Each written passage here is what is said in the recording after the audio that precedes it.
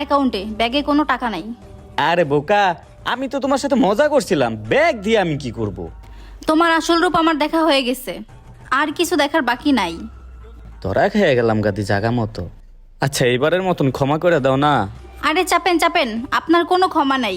আসলে আমারই ভুল হয়েছে আপনার সাথে পালায় আসা।